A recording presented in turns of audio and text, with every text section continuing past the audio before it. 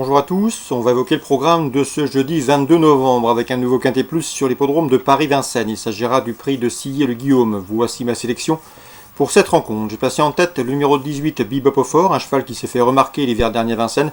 Il a notamment signé 4 victoires consécutives, dont 2 dans des quintets.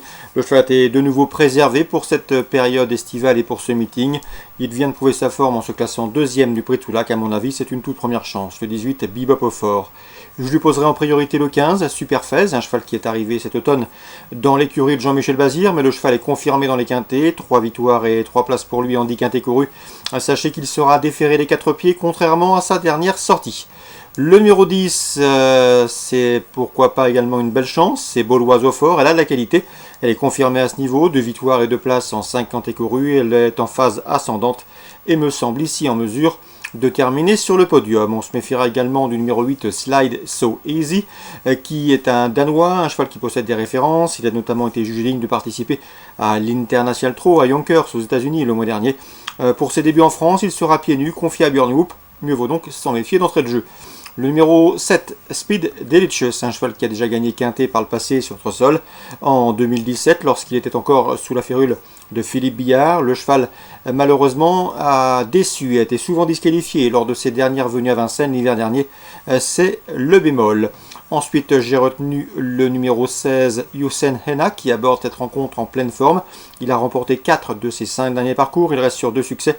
Le seul bémol le concernant, c'est que son unique sortie à Vincennes c'est soldé par un échec. Attention également au numéro 13 dans cette épreuve, c'est Attino de l'Ormerie qui ne compte certes qu'une seule place en 8 quintés courus, mais attention, il vient de se classer 3e du prix de Soulac, s'intercalant entre Bebop au Fort et Bauloise au Fort.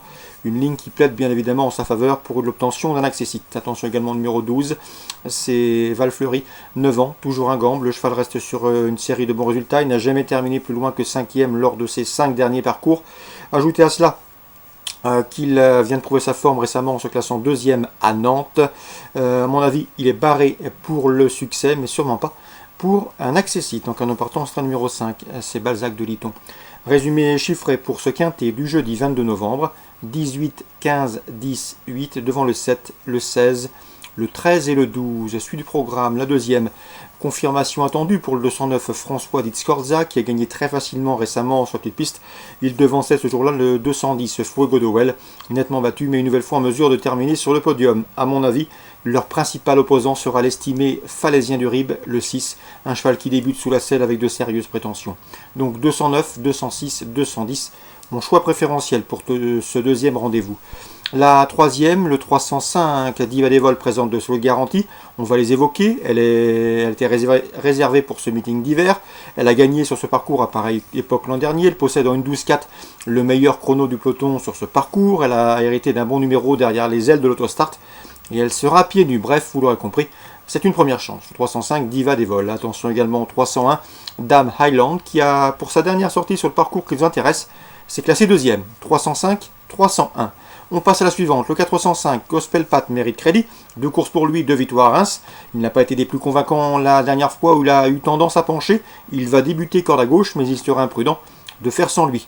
Je lui poserai toutefois le 408, c'est Grand Art, un cheval qui vaut un lot de ce genre, il vient de courir à Vincennes, et surtout le 409, c'est Gladiateur Turgot, qui était irréprochable depuis ses débuts, deuxième, premier à Vincennes dernièrement.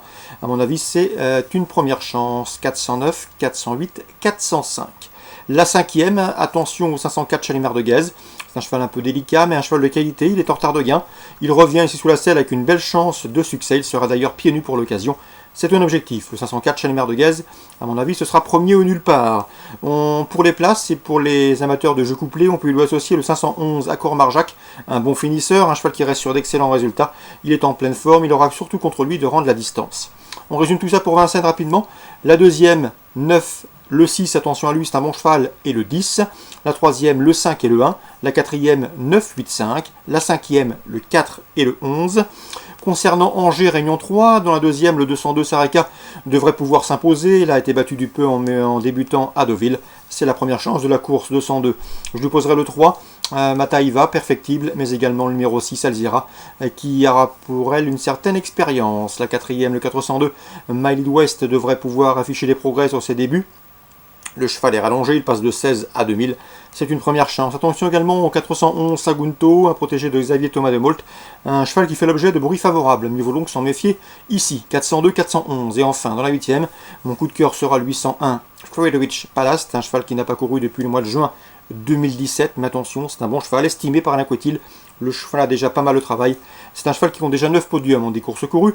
Ajoutez à cela qu'il compte 3 victoires en 5 prestations sur les obstacles et qu'il a déjà gagné sur les haies d'Angers, à mon avis. C'est le cheval de la course malgré son top weight, les 73 kg. Et le lot est largement dans ses cordes, le 801 Friedrich Palast. En tout cas, Alain Coetil l'aime beaucoup, c'est un cheval de qualité.